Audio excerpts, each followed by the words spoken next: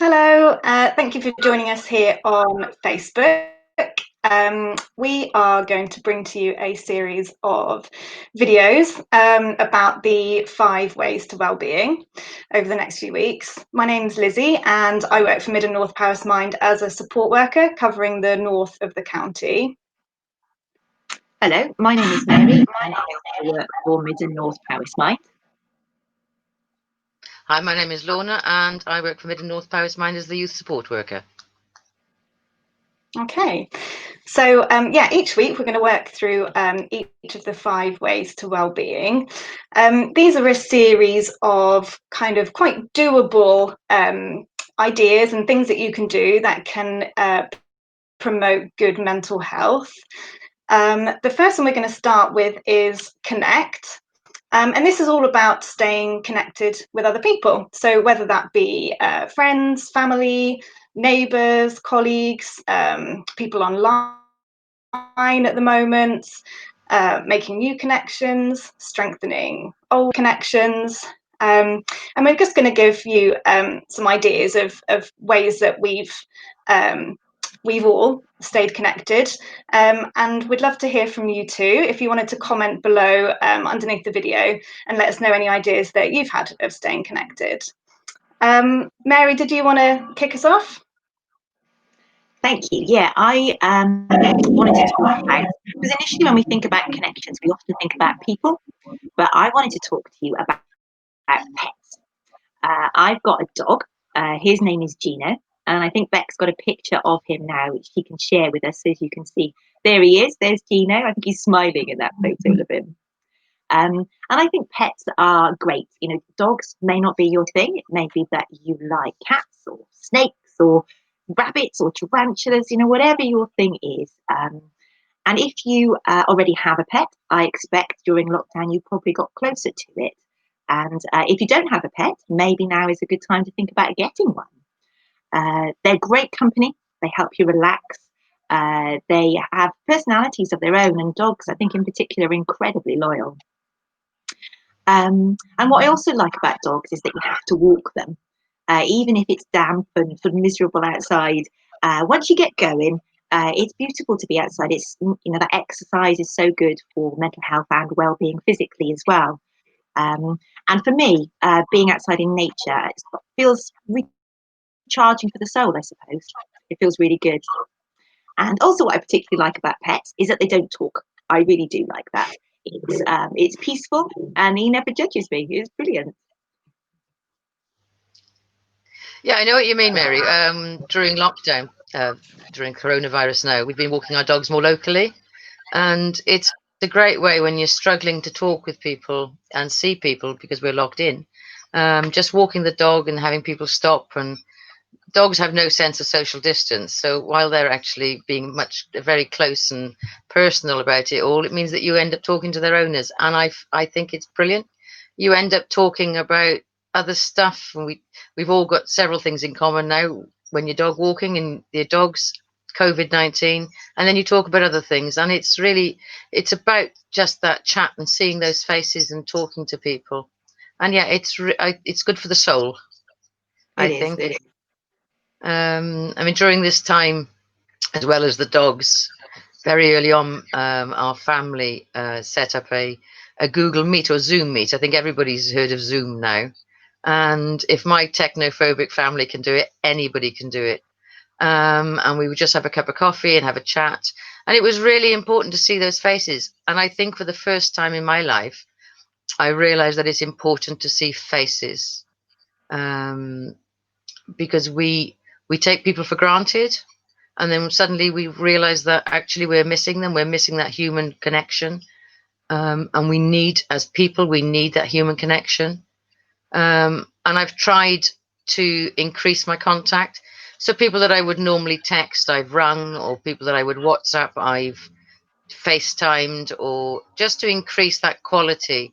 So if you would normally send an email, I've tried to write a letter. Um, because that brings me to my other thing. I love receiving Christmas cards, and these days it's a little bit old fashioned. But my theory is I love receiving them. So if I want to receive them, I have to send them.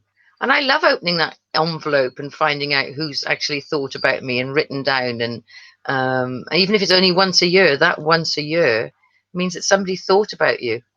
And actually, that's really it's something that lifts you up and makes you feel valued. And it's that value that's really important to us. You know, during the time of Clap for Carers, there were people all over the country that went out who met their neighbours for the first time and have that community spirit. And if we do that as people and connect with people, it enhances everybody's life. So yeah, it's sorry, I'm a bit go over the top about it, but yes, I think that connection with humans is very valuable. We'll send you a Christmas card, Lorna. Thank you. Yeah. Yeah, Lorna, I completely agree with you, and I can really relate to what you were saying about kind of strengthening those existing connections. So I've definitely found myself putting into practice your idea of if you'd normally call somebody, say try video calling them, because I think, yeah, we're used to seeing faces, and I think that's really helpful. And also, I think just when somebody pops into your head, get in touch with them, you know, whether that's a friend or a family member that you've not spoken to for a while, kind of acting on that impulse there and then can be really good. And you've talked quite a lot about kind of those strengthening those existing connections, but also making new connections with the dog walkers and the neighbours. And I think what's a really good idea that some of my clients have been trying over the last few months is volunteering as a befriender. So at the moment, that's taking place over the phone, and it's just a chance for you to volunteer, to give someone a call, maybe once a week, once a fortnight, make a new friend, and really connect with somebody who might be quite isolated at the moment. Not only does that benefit that person, but it's also pretty enriching to our own lives, to be able to give something back. Something that I found really good over the last few months, when it has been slightly more difficult to maintain those in-person connections, is doing as much online as I possibly can. So I do a weekly yoga class, and that's on Zoom, and it's live. So there's an instructor, and then there's people all over the country, and we all come together, but in our own homes, and do a yoga class together. We kind of wave at each other at the beginning, do the class, and then have a bit of a chat afterwards. And it's really nice. I look forward to it. So I'm connecting and exercising at the same time. There's loads of other things online at the minute. There's quizzes that are taking place. I think they've become quite popular. There's lots of Facebook groups where you can join something that you're interested in if you can't kind of go out and do that at the moment. We've got lots going on our Mid and North Powys Mind Facebook page, like our videos here. We've also got a group and some other live videos, and our training courses are all online at the minute. So these are all around focusing on a particular part of improving mental health, but it's a chance of people to get together from their own homes and connect online, make new friends, and also learn about new ways to improve mental health. So yeah, they're kind of my ways of staying connected recently. I totally agree with you, Lizzie. Been great that we've had internet and technology during lockdown. For many of us, it's been a real lifeline.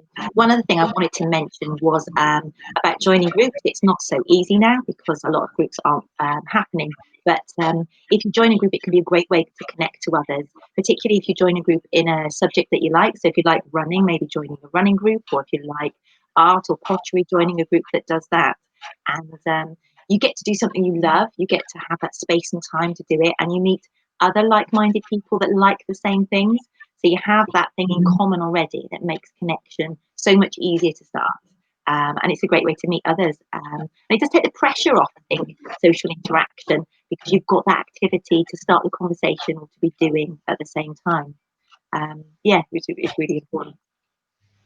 Well, absolutely. You've got that platform to start off, haven't you? When you're, if you're doing art and craft, or you're doing singing, or whatever it is, you've got that interest that just sparks you off, so that conversation happens naturally.